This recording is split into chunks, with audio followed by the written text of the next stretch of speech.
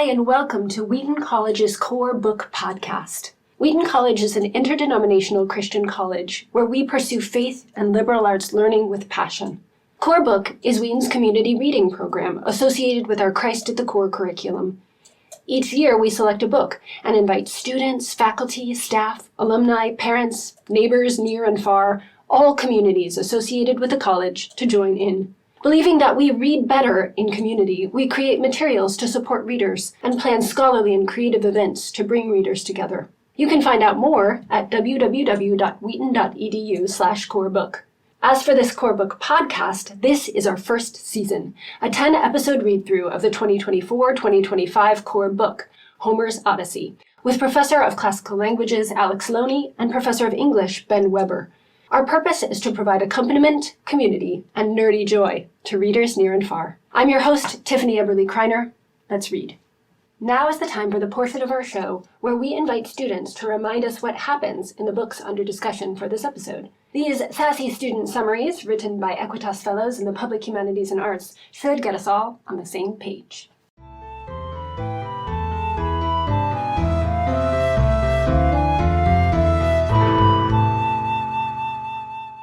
Book 5 through 8 begin with Athena convincing Zeus to let Odysseus finally leave Calypso's island and get back home to Ithaca. Zeus is like, "Oh, Odysseus? Yeah, sure, love that guy. He can totally go home. He just has to travel completely alone on a tiny makeshift raft in the middle of the ocean with no help at all. But that shouldn't be a problem, right?" And Athena's like, "Nope, sounds good to me." So this other god named Hermes goes to the island where this Calypso is holding Odysseus, and he conveys the message. And then Calypso's like, "Oh, I see. When a god sleeps with a human, no one cares. But as soon as a goddess finds herself a nice little human man, all of a sudden it's everyone's business. Sexist. That's sexist. But it's Zeus. So she gives Odysseus, who by the way has just been weeping on the beach this entire time, a new outfit, a little snack, and a cute little baby raft, and sends him on its merry way. Odysseus then gets approximately 4 feet from the island when his old pal Poseidon sees him enjoying freedom just a little too much and promptly sends a storm to, drown him. But some random sea goddess tells Odysseus to strip naked and tie a magical veil around himself,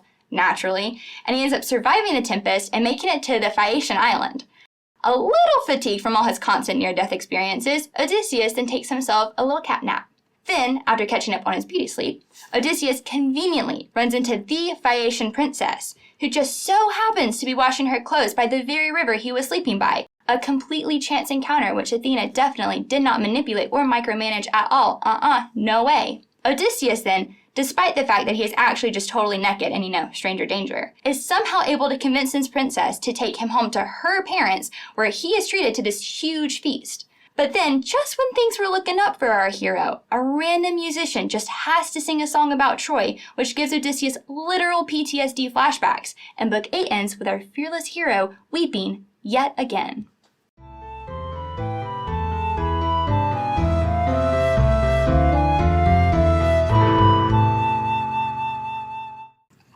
All right, so books 5 through 8 this week, to some extent, a transition between books 1 through 4, which were about Telemachus, and then books 9 through 12, which are the bit of the Odyssey that everybody thinks is the whole Odyssey with all the monsters and everything.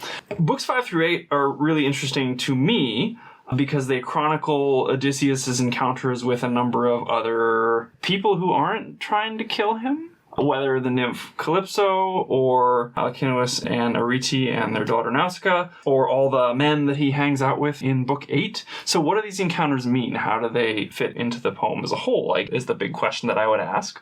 I have a theory. You always have a theory. As always.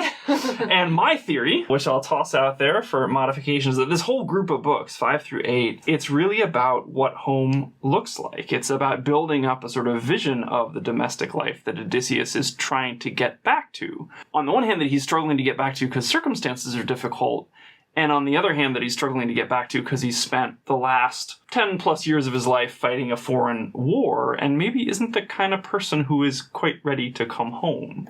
And that all the discussions of domesticity, all the imagery in these books really help us to understand the problems inherent in his homecoming. So there's the theory. We can start, as always, with the first book of our set, 5. So what are the key moments here? What evidence do we see that y'all would use? You're welcome to agree with me if you want, but also to challenge my propositions.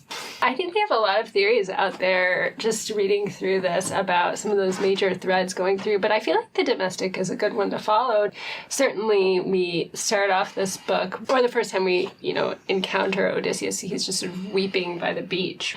And so after they have a little council at the beginning of the book, we see in lines 150 or so how, acknowledging the edict sent from Zeus, the goddess went to find Odysseus. She found him on the shore.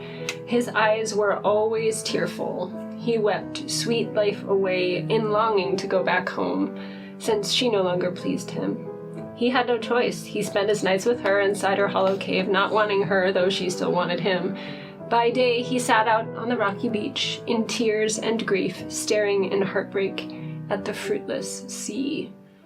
And that certainly sets up a sort of longing for home, despite the sort of beauties that are offered him. I mean, it really paints a picture, a classic vision of this longing for home. And it shows us precisely how lonely and desperate he is at this moment in the story, the bottom of his story, before he can start coming back home. And I have a couple of questions for the resident Homerist about this passage, because looking at the translation, I find myself wondering, is it steering us right or maybe emphasizing things differently? So the first would be this line that I'm working from Fagel's translation, so slightly different than Wilson's, talking about how Odysseus now feels about Calypso. Fagel says, since the nymph no longer pleased, which implies that at some point he found her pleasing. Right. Wilson says a similar thing. And so question number one, is that a fair reading? Number two, Wilson, I think, translated this line very delicately when she said that he had sort of lost interest in her, although she was still interested, something like that. Not wanting her, though she still wanted him. Thank you. Fagel says unwilling lover alongside lover all too willing, and I'm curious about what the original looks like there. Yeah, two things. First of all, I'm looking at Lattimore's translation in front of me, who also says, since the nymph was no longer pleasing. I think they all correctly get at an underlying expression in here, the phrase uk eti, the adverb. It can either mean not yet, if you're thinking of something that's not yet done, or no longer, as is here. I think the only really right way to read it is to say that essentially at some point earlier he used to be a willing sort of husband to Calypso, but is not any longer. And in fact, he seems to be actually compelled at this point. In the Lattimore, which puts this well, by nights he would lie beside her of necessity. And Homer is kind of, sort of Victorian or something in his language. He doesn't, when people lie beside each other, they're not just lying there. He's sort of euphemistic around sex. It's the strong word for compulsion here. The word is ananke, by necessity. And in the next line, it says he's not willing, uses the verb not willing, well, she is willing. We're not talking about a consenting relationship at this point. Maybe it was once, but is no longer. Yeah, that's helpful. No, thanks for entertaining my questions. He's a complicated man. Right? Well, I was going to say, it's one of his many turns, right? Polytropos. Yep. So in that sense, here is a turn in his affections toward home, a turn away from a decision he had earlier made. Yeah, I think you could think here as a kind of temptation. As we'll see in books 9 through 12, right? He's going to face a number of obstacles, and his companions will as well face various sorts of temptations that might lead them astray and lead Odysseus astray from getting all the way back to Ithaca. And there is something here, which apparently at one point he had been on board with. What is it? Well, it's an offer of this immensely beautiful immortal consort who compares favorably to Penelope in appearance. Although, of course, he might just be being, when Odysseus says this in line, where's that? Being diplomatic. Yes, it might just be being diplomatic. I mean, you would be careful. Well, it says it in Wilson. So Odysseus, with tact, said. Yes. I mean, could not be enraged at any great goddess. Yeah. So we can decide which way to take those lines, whether they're accurate or not. In any case, she might be very tempted. And what else is on offer but eternal youth? That's right. Immortality, yeah. Yeah. So in that sense, though, I'd be interested in knowing why you are reading this as temptation per se, given that it feels like everything says he's done. So it's almost like the temptation would have been long ago, if ever, the pleasures of sin for a season or whatever are certainly over now. He's just mourning all the time. I mean, I think we're entering a point in the story at which he's not really tempted in that way anymore. But that's probably just the design of the way Palmer designs a poem, which is all the events happen in a very narrow time frame, but yet they cover 10 years or so and reach forward and backward to even a bigger picture of time, even though the exact number of days is something like a few weeks at the most, that all the events sort of actually transpire. So we're getting a glimpse back into this early time with Calypso and Odysseus in some of these scenes.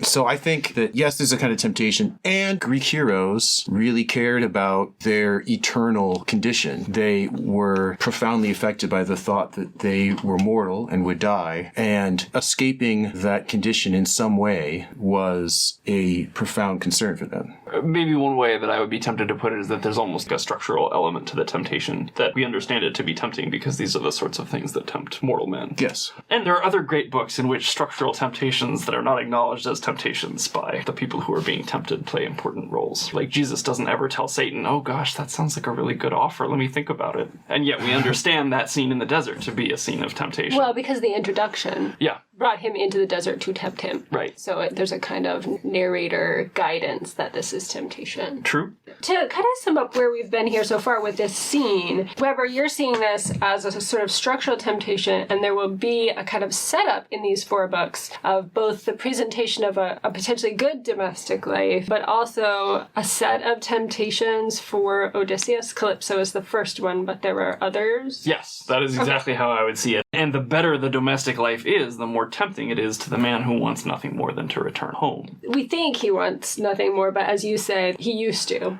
Right. So, I mean, what I would say is he gave into the... What's so interesting about Odysseus as a character here is that he isn't a man who has heroically resisted temptation in a way that we might be tempted to think about it. He gave into it a long time ago, and yet it has trapped him.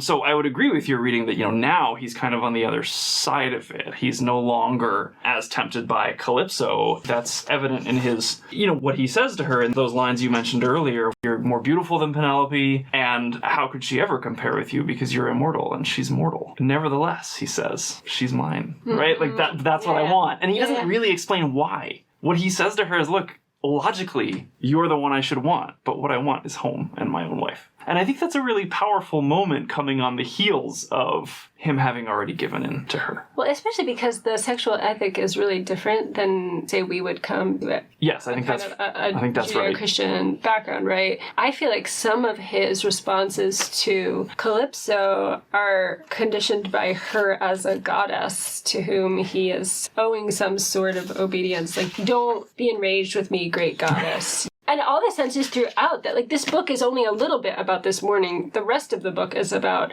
how much suffering he's about to do on sea, Poseidon's territory, where the gods do kick him around quite a bit. And so, in some ways, the domestic plot that you're seeing feels to me, at least in part, to be feeding into also the kind of theological reading, which would say, this has a little bit to do with his sense of his relationship to the gods. Even Calypso, when she's talking back to the divine council, as it communicates its message to her, says, you're cruel, jealous gods, you bear a grudge, whatever any goddess takes a man to sleep with as a lover in her bed. There's all this god drama that that plays into the human's life, and Odysseus is thinking about that as he considers his own suffering, which is Zeus wants this, Poseidon wants this, Calypso wants that. I'm just trying to do what I do. And the sort of complicated domestic situations of the gods have an important relationship to, the sorts of sufferings they inflict upon mortals. So I have a slightly different version than Weber on the why he ultimately chooses to go, which is, I think, it's not so much that he longs for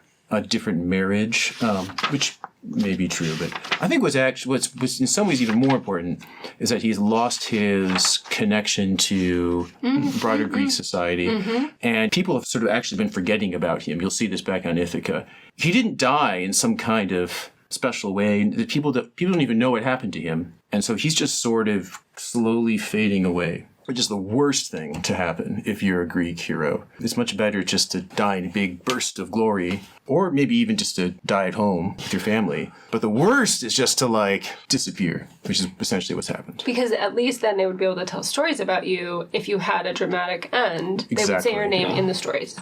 Which goes to the next passage that you wanted to look at after he's on his way and he's on the sea. Yes. If we go to around line 300 or so. First of all, as we're flipping our pages, I hope that readers are really enjoying this book for all its dramatic adventure scenes. We're reading this in terms of the nerdy themes, which so excite us, but it's also just plot-wise exciting. He gets on this sketch raft, right?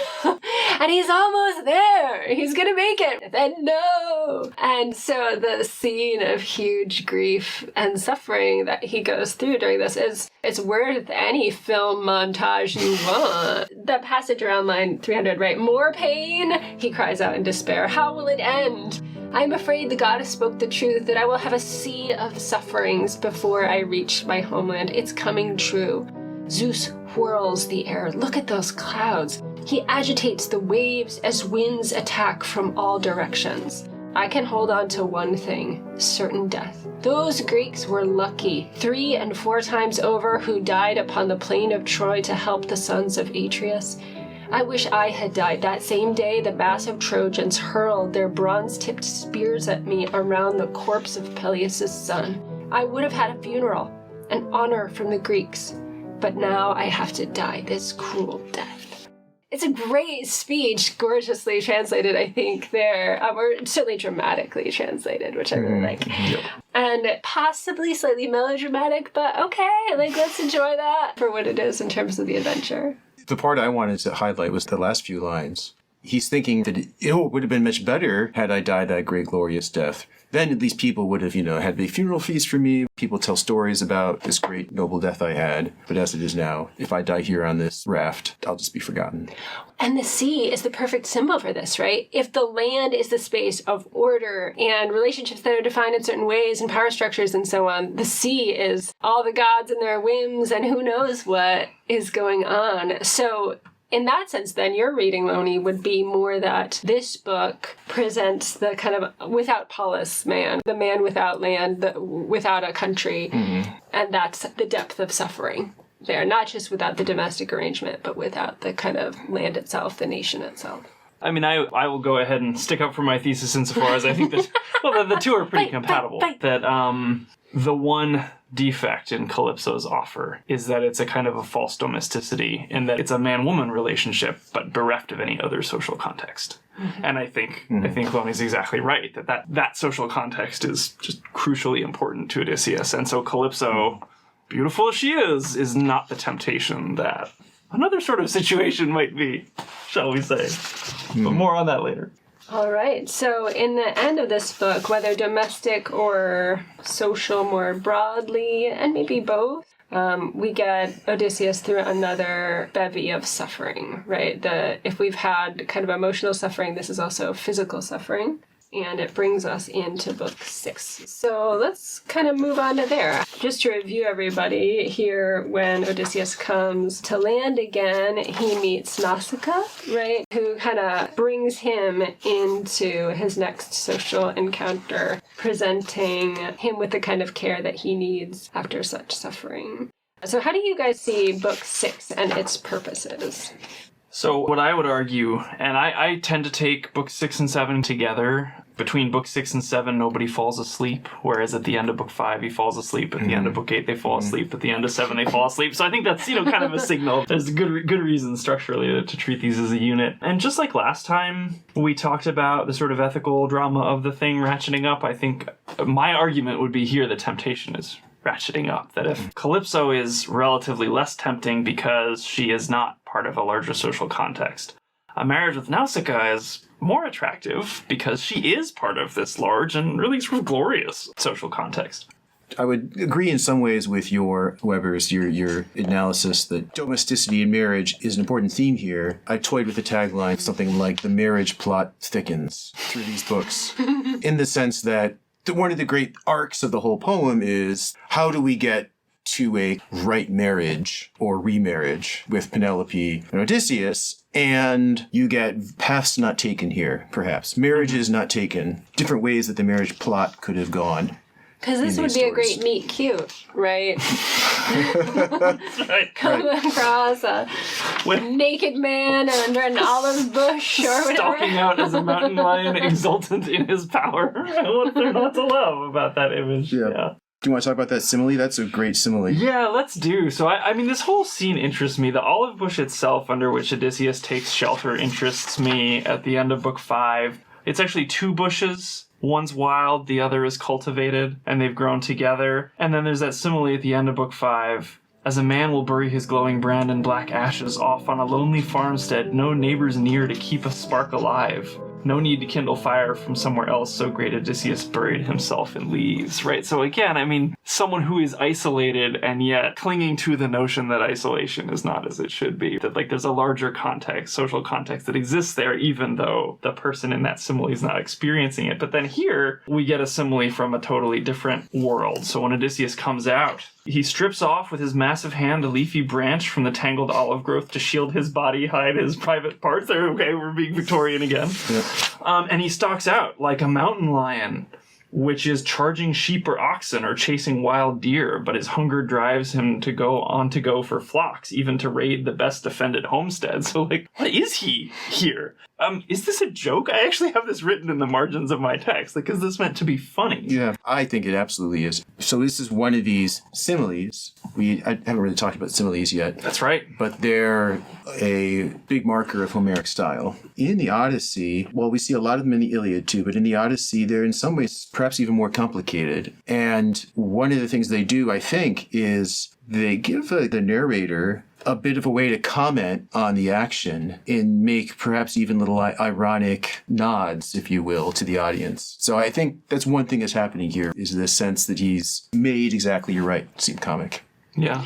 Well, but also solitary. The mountain lion is a solitary hunter going after whatever prey, the cows or sheep. And if we consider that olive thorn image from the end of Book 5 as the glowing torch inside black embers out on a lonely farm that has no neighbors, that too is a solitary image. You know, he's trying to keep the hope alive Yep. until he can get back into a place where he does have neighbors. And here, is he the threat or is he the one who needs that kind of... Yeah, that's nice. That's precisely right. It's like there's a little ambiguity here about this extremely wild grown man naked in front of these young girls. I mean, it's a threatening situation. But clearly he's also somewhat afraid for himself and a little uncertain about where he is. A little bashful, too, as we know. With that, that's right. With that branch. And yet the whole thing is so God-ordained. Athena comes and wakes up Nausicaa and gets her going to doing her laundry. And Athena makes Nausicaa's legs stop trembling and gives her courage when she sees that mountain lion man. And so there's this guiding of the gods even in this interaction.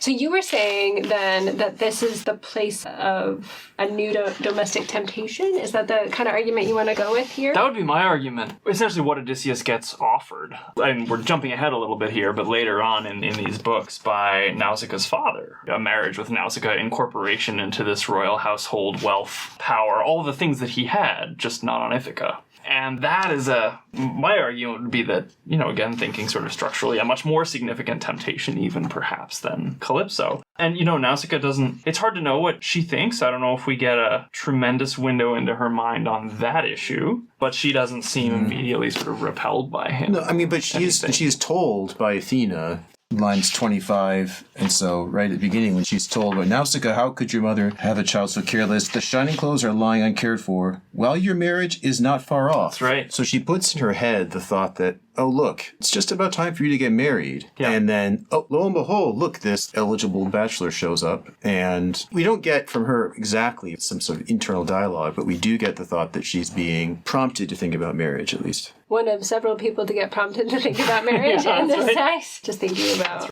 Penelope's own situation. Yeah, and I mean, on the subject of marriage, I will actually say my favorite lines from this book are the lines in Fagles. They're around 200 at the end of Odysseus's plea to Nausicaa, when he sort of describes what, at least to him at this moment, an ideal marriage looks like. And so if these books are about domesticity, this definition seems to me really, really important. And he says to her this, right? May the good gods give you all your heart desires, husband and house, and lasting harmony too. No finer, greater gift in the world than that. When man and woman possess their home, two minds, two hearts that work as one, despair to their enemies, a joy to all their friends, their own best claim to glory. I will admit those last few lines I actually wrote in Greek on an anniversary card to my wife in our 10th anniversary. And it was very funny because she opened it and looked at it and she's like, oh, this is so sweet of you that you wrote me poetry, but didn't ask me to translate it for her. But if anybody could bring despair to our enemies, it would be Naomi. But their own best claim to glory, I mean, to pick up on what Loni was saying earlier about the desire for glory as a really important motivation for Odysseus, it does seem to me that this is a place in which a sort of longing for domesticity and a longing for glory get entangled. The other thing, you kind of skated a little bit over the despair to the enemies bit. Do you, Kreiner, think about your marriage as something that causes despair to my enemies? I have not. No, yeah. So I think it's like I bet it would, but it's an interesting little different kind of ethic, right? Is this sense of thinking that your, how do I want to put it, your prosperity would be a shame upon your enemies, right? And that your enemies would want to see you suffer and that they would suffer from seeing you prosper. It's like almost a sort of zero-sum antagonism. Mm-hmm. Well, and in some ways, then, if we see this ideal of the marriage that becomes the polis of stability that shuns its enemies, then the book itself, where Odysseus encounters Nausicaa and so forth, becomes a way to practice getting there. He has to come into a household where he's unfamiliar and possibly a threat. And she gives him a way to do that, saying, go to my mom, this is how you do it, and so on, and gets help from a goddess to do so. In the story-wise, it's almost like this is a training ground for that return that will lead to that thing that we want so much. Yeah, right. Exactly right. It's going to look a lot like what happened with Penelope. And I didn't say this before, but another way in which it causes despair to the enemies, Penelope and Odysseus in the end work together, knowingly and not knowingly, to accomplish the death of all the suitors. And the fact that that marriage can cause that much devastation is a pretty awesome accomplishment. You mean that in all of the complexity of that term, Yes. No doubt, Yes. as your book would indicate. But okay, so then book 6, that sort of interlude of care for Odysseus's person through an encounter with Nausicaa becomes the seed of thinking through what will be required. Now, when we sort of move into book 7, actually thinking about the marriage that is in front of him when he comes into town, when he comes into the kingdom, how do you see this book, book 7, setting that up? I mean, one thing it reveals to us is that the Phaeacians, though hospitable, they're also a very closed-off culture and can be suspicious of strangers. Line 32, and so Athena is telling Odysseus, and I think she's in one of her disguises here, that you need to go in disguise to get all the way into the palace and approach Arete. So don't let anybody ask you questions, for they do not have very much patience with men from the outlands, nor do they lovingly entertain the man come from elsewhere. There's a certain amount of xenophobia, I suppose, here, that he's got to be careful about. He's going to rehearse some of the things he ends up doing in his own home when he has to sort of, in disguise and with Athena's help, approach his own palace. And participate in sports. Yes, and that other too. things, right? That's right. Honor competition. He does both in both places. The other thing that I would say about book 7, I mean, in terms of a function I have generally thought it to have, is that actually Alcinous and Arete themselves are meant to be emblematic of sort of a functioning aristocratic or royal marriage. And part of that is when Fagles translates, it's line 62 in his translation, when Athena actually names Arete to Odysseus. The queen is the first you'll light on in the halls. Arete she is called, and earns the name. I had assumed that Fagles is making a sort of a joke there about her name, that it has this kind of iconic quality. Yeah, it probably comes from the word to pray to. Ara is a prayer. And so she's the one who one is supposed to pray to supplicate to. And so then when he goes on to say, or when Athena goes on to say, she answers all our prayers, the point is that she is the one who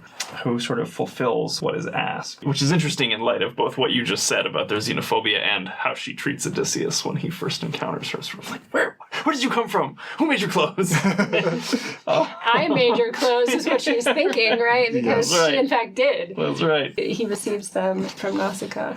But I love that you're pointing out Arete's role in this section. It sets up a kind of noble woman who has power to do the important things, to respond to and guide the actions of the household. Starting in line 68.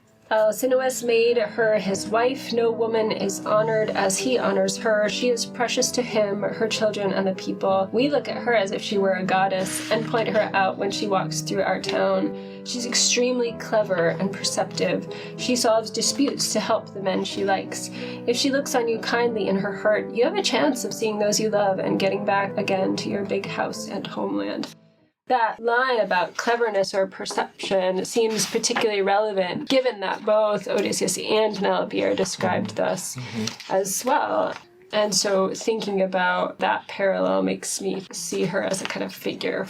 She's another one of these enigmatic, powerful women that we encounter in the Odyssey. Yeah, and I think of that scene, right, that in order to get to her, Odysseus actually has to walk by Alcinous sitting on his throne, discoursing, right, that she's sort of literally the power behind the throne. I mean, she's sitting there spinning, but she's the one he needs to get to if he's going to get what he wants. Okay, so shall we move on to Book 8? So, yeah. Okay. So everybody goes to sleep at the end of Book 7? I love, by the way, that you sort of mentioned that sleep structural element, and it makes me laugh just thinking how at the end of a book we fall asleep. Right? This happens to me every night. So That's an interesting challenge. Again, the Homerist is better suited to talk about this than I am, but even with a lot of the stuff I work on, what order is really embedded in the text? What order has been imposed upon it by subsequent editors? Right. And even the book divisions, like what do these book divisions represent? They do seem to be narrative units, but they might also be physical units. And if you're thinking about a poem that is being recited or extemporized, then obviously there's no corresponding object. And so how do you mark narrative time? Being attentive to those strategies always seems really important. There's a couple moments. People fall asleep in the middle of Book 13. There's a debate there about should Book 12 have gone further. Careers have been made over such arguments. Yeah. Well, so when we move through Odysseus's encounter with Alcinous and Arete into Book 8, Alcinous has promised that he will help Odysseus to get home, but there's something that happens before they make their way. I mean, one question is narratively, why doesn't he just let him start in the morning on his trip, right? I think to myself, all right, let's get an early start, and here we go. But there's a whole big thing that happens in the day before they leave. There's a certain amount of entertaining that just customarily has to happen to treat your guest correctly. And they have to give him a bunch of gifts, too, parting guest gifts. So he has to get all that out of the way. Plus, Alcinous still doesn't know who it is that he is hosting. And it's perhaps one of the few obligations that a guest has to reveal who he is, given his name to his host. That's what Arete had asked him, right? That's right. Stranger, let me be first to speak to you. Where are you from, and who gave you those clothes? I thought you said you drifted here by sea. That's right. So the questions have been asked in Book 7 and now in Book 8. Well, not in Book 8. Yes, right? not revealed yet. Not yet. So there's Yeah. more delay before the many-turned man finally turns to and gives us the explanation. Yeah, and I would toss out, I think, one more reason why Book 8 is important to me is that I feel like books 5, 6, 7, among other things, have spent a lot of time sort of exploring the world, of Nausicaa, of Arete, and how Odysseus interacts with that. Book 8, it's him and the boys. What do men at peace do in Homer's world is an interesting question, because even if you've read the Iliad, you don't know all that well, because all you've really seen is men at war, with maybe the occasional glimpse in a simile or on a shield or something else of what like a different world might look like. But Book 8 is I think really important because it shows us what men do when they get together and are not trying to kill each other. Poetry presents sports. I mean, It's timeless. I could see That's right. this as a winning combination. That's right. Good times. Sounds like high school. I mean, for some. Yeah, well. So then, in some ways, I get the gifts part. Hospitality as this major thing, like, let's help the guest on their way. I don't maybe as much understand, and I'd be interested in hearing why poetry and why sports. Now, I'm interested in the poetry parts because any storytellings for me become meta immediately. Are they telling us about the big story? Are they helping us understand what we're doing here and why this is all happening? Which I think, yes. Do you have any thoughts about why stories within stories are happening at this moment narratively, or sports within stories? Yes, by narratively, we're talking about why, given the internal logic of events of the poem, why is this the next necessary or probable thing to happen? Culturally, you would expect entertainment for a guest. Okay. And entertainment and feasting, and that's just how you host somebody well. One reason for that, too, is that there's a certain reciprocity going on. You're cultivating a relationship with another person. He doesn't really know who yet, but he suspects as some kind of elite that he could himself call upon one day in the future. At least that's how it normally functions. The Fijians are a little weird. I feel like you're really bringing to light something really important right now, because if Arete has just asked him, who the heck are you? But then we get 3 stories given to Odysseus before he even answers that question, which actually builds the note of tension because he's crying all through them. Yeah. It builds the tension for the listener, but also is a kind of giving. We give to you first, and then you'll give back to us. And he will. He's going to tell the best story of all. Indeed. That's right. Yeah. That's right. And I mean, I would add less on the sort of narrative. In other words, why does the internal logic of the story dictate that this must happen? I think that's a good explanation for why the storytelling takes place. Now, why the particular stories is another question. The connection I would make is back to what Loni said earlier, that glory, in other words, being the kind of person stories get told about, is so important. And so if that's what these men value, of course it makes sense that when they get together, one of the things they would do would be to tell those stories about glorious heroes who have died or whatever it is. It's a way in which you could spin it in a number of ways, more optimistic, more cynical. It's how they validate the thing they want already, would be a more cynical way. It's how they sort of uphold the tradition into which they were raised or inaugurated, would be a slightly more delicate way to put it, but it kind of amounts to the same thing. So, shall we talk through the 3 stories and see what the text is doing with those? The first one starts line 72-ish, 73-ish. When they were satisfied with the feast, the muse prompted the bard to sing of famous actions, an episode whose fame has touched the sky, Achilles and Odysseus' quarrel. How, at a splendid sacrificial feast, they argued bitterly, and Agamemnon was glad because the best of the Achaeans were quarreling, since when he had consulted the oracle at Pytho, crossing over the entry stone, Apollo had foretold that this would be the start of suffering for Greeks and Trojans through the plans of Zeus. So sang the famous bard. Okay, so that's pretty much the description of the song, and we have Odysseus' reaction too, which is worth discussing, but I confess that as a non-classicist, this is possibly the lamest story I've ever heard described. They're just telling the story of a fight and some drama that would begin all the... It's all backstory that I don't know. I mean, I didn't know anything about the supposed quarrel and so forth, so maybe you can give us the backstory, or what is this supposed to do? Why is it so brief also? It is interesting. I mean, in some ways, the stories get longer and elaborated as we go. However, this one, it's not even anything well known in antiquity. The scholiasts, who are these ancient... Whoever loves the scholiasts. The victory in your visage right now is hilarious. There are these commentators who wrote, usually just in the margins, little comments to elucidate the story in some way. They comment here that, well, there was some fight... argument, really, between Achilles and Odysseus. It's either whether they should try to take the city, Troy, by force, which would be the Achilles way, or by cunning, which would be the Odysseus way, or maybe just which is better. Is force better or is cunning better, right, sort of abstractly. And they both get this sort of model, right? Achilles is this great figure of force. Odysseus is the great figure of cunning. Okay. And that tracks with what we see a little bit in the Iliad, too. So that's the nature of their argument, how to do the hard thing of sacking the holy town of Troy. Yes, that's right. This is witnessed by everybody, right? It's a big public event. And then they'd receive this prophecy that once they quarrel, well, then Troy will fall. So that's why Agamemnon's happy, because he sees these two guys fighting. Okay, and so then when Odysseus hears this story, he starts crying at every pause. Odysseus wipes tears away here, and presumably he's feeling all the sorts of post-war feelings when that was how it all began, if only it hadn't happened that way. Or maybe the loss of Achilles even, or sort of death trauma. I think each time, here and then after the third story, we get Odysseus weeping. We don't get an exactly clear statement about why he's weeping.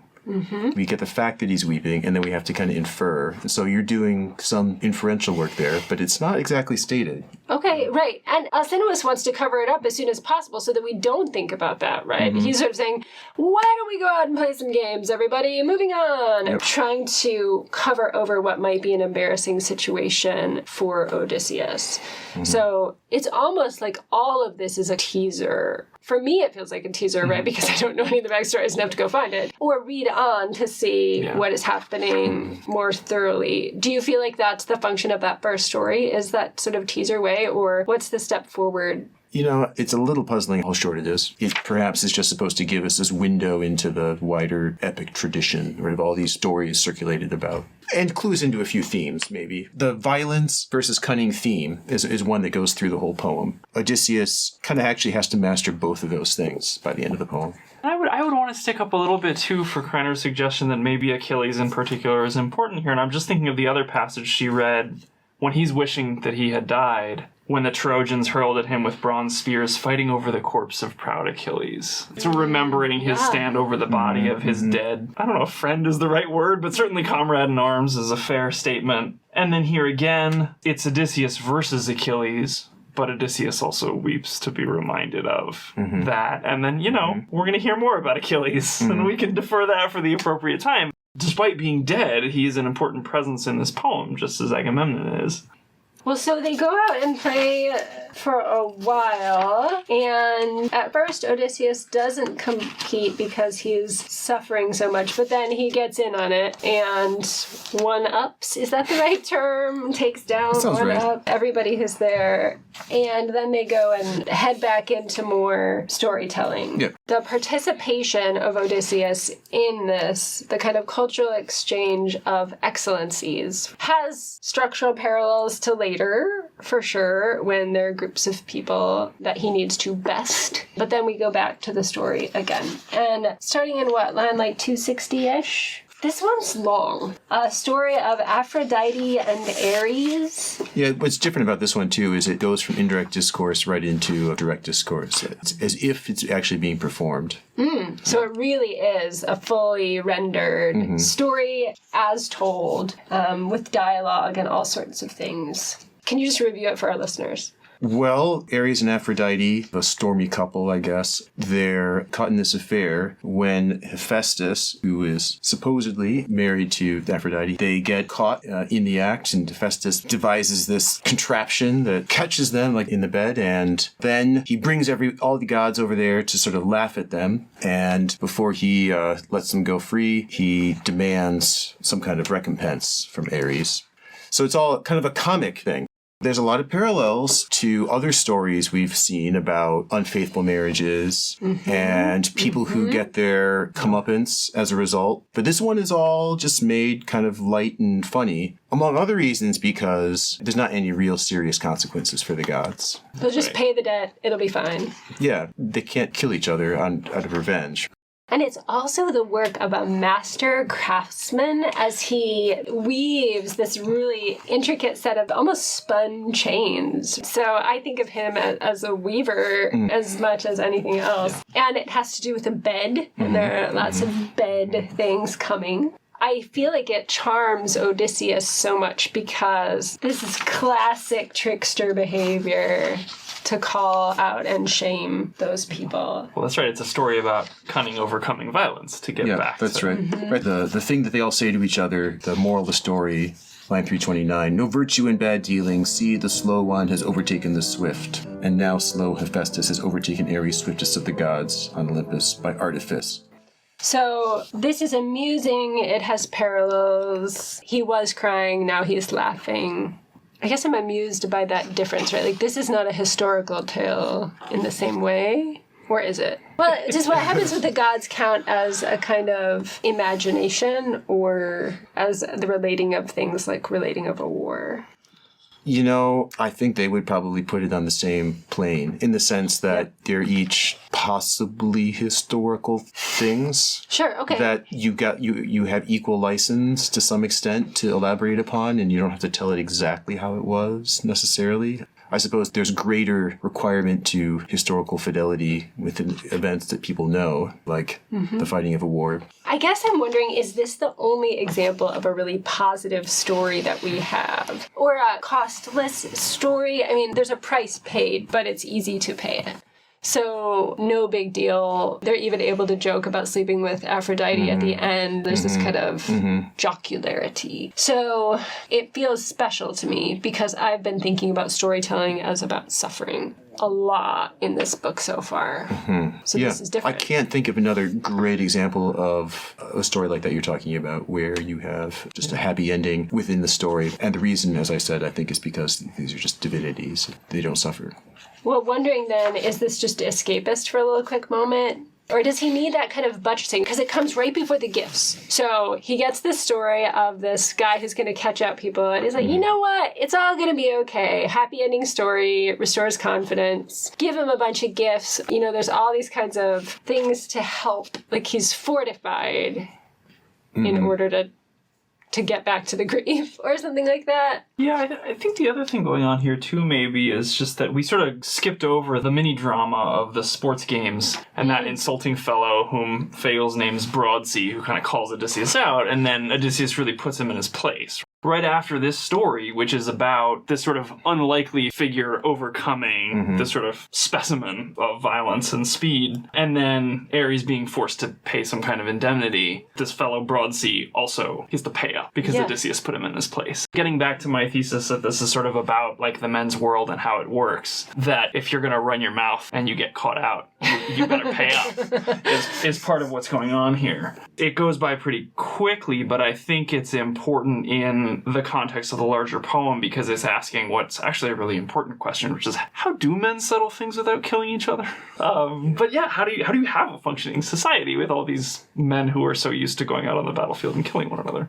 Well, so then the third story after all of this is the one that hits closest to home for Odysseus, starting like 485 or so.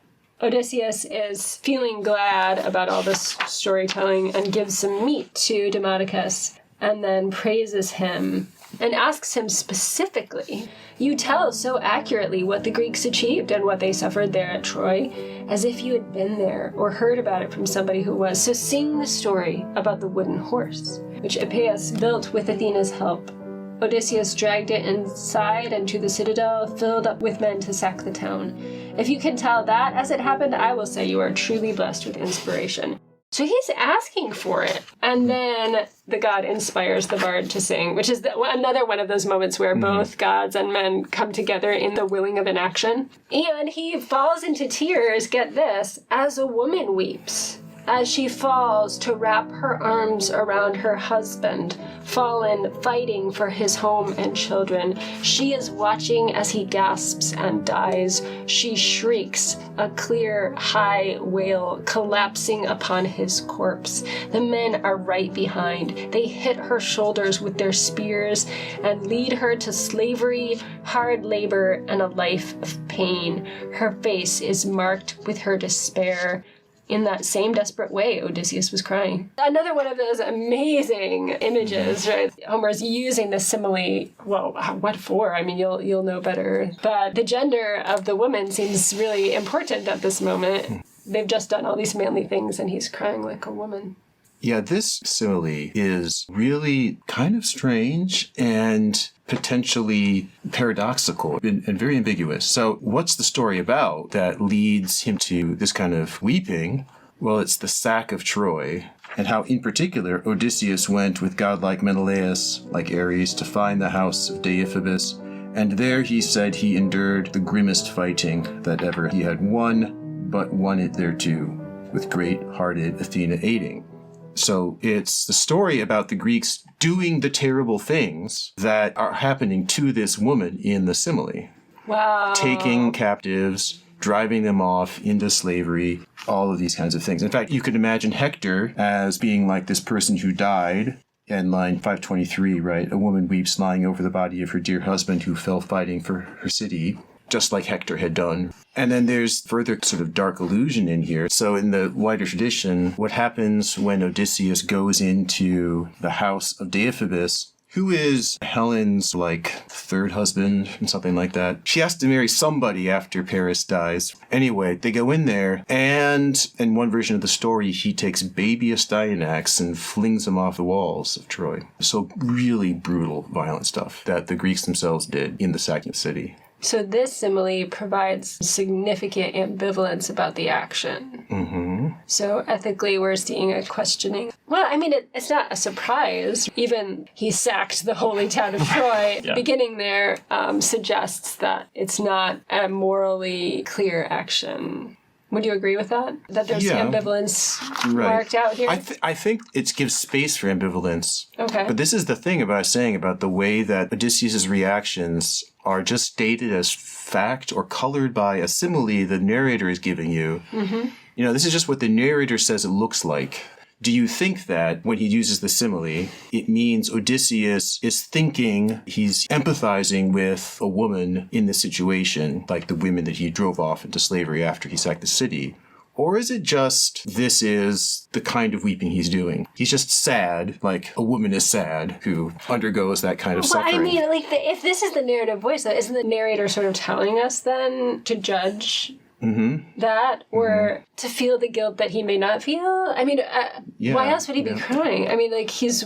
Yeah, no, I mean, I would be inclined to say yes, and that one of the challenges of, I think, reading a lot of pre-modern literature, especially for those of us who grew up reading novels, is that novels will put you into a character's head for a while and tell you what they are feeling. Exactly. This poetry doesn't do that. But it's not that the people don't have feeling, right? They clearly do. It's just that, as Loni was pointing out, the sort of narrative mechanisms or stylistic mechanisms by which we are given to understand something about the character's feelings are pretty foreign to us. And so there's always this question of am I reading this right? I tend to read it the same way that you do, yeah, that if you're the rhapsode or whatever sitting there composing this, some of it's on the spot, some of it you're pulling from a stock of formulae or whatever, and you think, you know what, we need the weeping woman here. That's a choice that bears some weight and that your audience would understand, but I have to admit that that's all hypothetical. In this scene, I think it's ironic. In the sense that I do not think that we are given license to believe that Odysseus is weeping for the women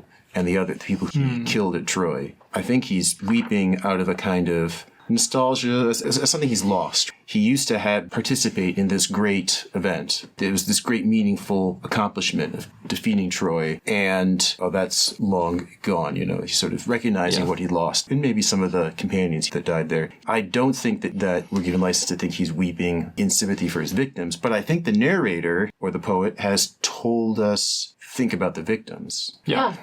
And that's what I mean by irony. Well, and it's interesting, too, that here, some years down the road, for Odysseus, winning the Trojan War was almost as bad as losing it, at least in terms of his perception of what happened. And I think, given everything we were saying about Calypso earlier, this language about being dragged off in bondage, your cheeks being wasted with heartbreaking torment, I mean, we're maybe not necessarily inclined to read Odysseus' experience on Ogygia in that light, and yet the notion that after leaving the war, he did spend a fair amount of time in captivity, at least to the vicissitudes of fate or the whims of the gods, seems not unreasonable. And so here we have the second example out of 3 that involves the relation of suffering and the mourning about it. That's what's happening. But Alcinous says stop again when he sees Odysseus crying. This is not giving pleasure to everyone, so we should stop and set aside the lyre, or Demodocus should stop that. And then they go straight into questioning him. But, of course, another irony is that he's about to tell them another story of sadness and suffering, and trying to stop story because it's distressing. One, it's not going to work, because the story always reflects on one's experience, and there is grief there. And it's not going to work also because the more stories you tell, the more grief comes up. Right. Which is what's going to happen, I think, in Book 9 as Odysseus begins to tell a story, which is where we're going. So as we kind of wrap up these 4 books... Let me point out one thing before we yes, go. okay. There's a prophecy that Alcinous' father hears, and I just wanted to put a little pin in there. Yeah, 560 and following. Yes. To think about this when we come back to the book 13, because it is important for that later moment. He's remembering, right, by 565, Poseidon would yet be angry with us because we are convoy without hurt to all men. He said that one day, as a well-made ship of Poseidon, men would come back from a convoy on the misty face of the water. He would stun it and pile a great mountain over it to hide it. So there's this potential threat that Poseidon has to the Phaeacians. Because of what they've done to help Odysseus. So there's a big foreshadowing of what's coming for them, which is a bummer after, like, Weber, do you have a thought about how that affects your sense of this as the ideal household? They're about to get trounced for what they've done. Yeah, I suppose one thing I would say about that is that, well, ideal things don't really exist. And so, I mean, in that sense, right, so we already talked about how the Phaeacians are this weird sort of liminal people. I mean, they say that they are more closely related to the gods than humans. They're not ordinary people. They sort of compare themselves even to the Cyclopes and say that they're sort of this kind of semi-divine group. They're off on their own on an island. They're hostile to strangers. And there's this prophecy that they're going to be cut off from the rest of the world forever. So there is this sort of utopian vibe to their island. And so my argument would be that the prophecy actually kind of reinforces that we're not meant to understand them as like real political actors in the same way that like Sparta is or something like that. But I don't want to open up a whole can of worms in the last like 2 minutes of our podcast, but people often compare the Odyssey to romance as a genre. One way to think about romance is that it's as a genre that offers sort of imaginary solutions to real problems. And I think that the way the Phaeacians are constructed, they are this kind of imaginary solution to a real problem of like, how do we have a functioning society? Is that why then it doesn't work for Odysseus to follow the same procedure as with the boys here? Right? You've got competitions, and by one-upping and gift-giving, you can kind of win it and be okay and not have to kill people, but then because everybody does what they're supposed to. Right. And of course, when we get back to Ithaca, not everybody does what they're supposed to. Yeah, we'll get to it. Athena plays a part in this. I think she wants it to go path of destruction and violence. Right. We can never have a conversation with the gods not as a factor in what happens and why it happens. Okay, good. So as we're kind of wrapping this up, we've been pursuing this intertwined argument of the domestic ideal, the political ideal as presented in these books here. And that those would be kind of the main ideas that work themselves out in these books. It seems to me like maybe I would add to that or respond to that and say the problem of or thought about suffering continues in this. We move from kind of emotional suffering in books 1 through 4 to really physical on the sea suffering and the buffeting of bodies and the ministering to bodies that kind of happens to think through suffering. And then stories engagement with all of that suffering continues to be, I think, a major thought here. Book 8 is so meta with its telling stories and talking about the stories being told that it is always going to reflect on what this book is doing. And for me, it continues to probe that question or allows the singer of this epic to be saying, wait, why are we doing what we're doing? At several moments during the performance. And you can see, are you just trying to escape? Are you just trying to escape? It's not going to work. It's a real gut punch in a way because I loved going off into that hilarious world where consequences were minimal. And it's so funny to mock the doings of the gods in that way, but you can't. You know, you have to sort of come back to the real world. And so then the role of poetry, even that comic story has its purposes that involve suffering as we go forward. Any final thoughts? Well, I was thinking today about how one of the functions of these 5 books is to begin to reveal who Odysseus is. And that works both narratively within the structure of the book, within the actual events of the story. In these Phaeacian books, he's gradually sort of revealing who he is to his hosts. We'll finally get that in book 9, his name, and then this whole long story about how he came to be there.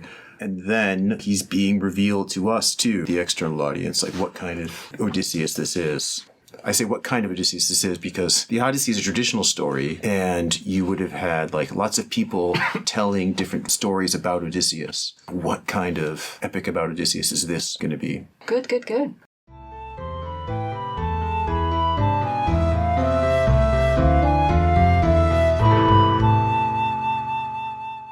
This is the time of the show where we share with you not recommendations for what you should read, because of course we are recommending the Odyssey, but instead what we're hearing about where the Odyssey is showing up in culture. We'd love to hear what you are finding as well if you would email cora.studies@wheaton.edu.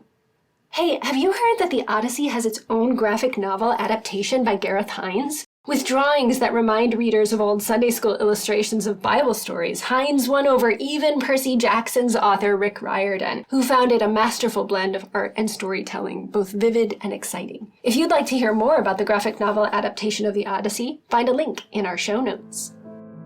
Thank you so much for listening. Do you have questions about the Odyssey that you'd like our Core Book podcast team to consider? Send your questions to core.studies@wheaton.edu by December 1st, and we'll consider them for our question and response episode, the last of our season. We might not be able to get to them all, but we'd love to hear from you. We'll be back next week with more nerd love. But if you miss us before then, visit www.wheaton.edu/corebook, or better yet, find someone to share the Odyssey with. With Core Book, as with all books, we read better together. The Core Book podcast is a production of the Core Book program at Wheaton College in partnership with the Equitas Fellows Program in Public Humanities and Arts. Equitas PHA is a creative studio and scholarship program that brings together 4-year cohorts of undergraduate student artists, theater makers, dancers, musicians, writers, and all manner of scholarly nerds to build publicly engaged projects in the humanities and arts. You can find out more about the program and all the Equitas themes, including global public health, sustainability, politics, philosophy, and economics, and urban leadership at www.wheaton.edu/equitas. That's AEQUITAS. You can find out more about Core Book and look at our years of archives and reading materials for all our core books, from Shusaku Endo's Silence to Marilyn Robinson's Gilead and Daniel Nayeri's Everything Sad is Untrue at www.wheaton.edu/corebook. Our podcast is produced by the endlessly capable Emma Smith. Music is by Tristan Guzman. Art is by Lily Groves and Cecilia Wydat, with audio editing by Emma Smith. Our sassy student summarizers are Zoe Foster Wooden, Houston Heinrich, and Emma Smith. Special thanks to the Wheaton College Equitas Fellows Program in Public Humanities and Arts, Bailey Garrison, Mariah Sray, Anna Porter Puckett, Karina Adamowitz, Linda Bretz, Sherry Austriaco, Rebecca Larson, Les Barker, and the Wheaton College Marketing and Communications Department.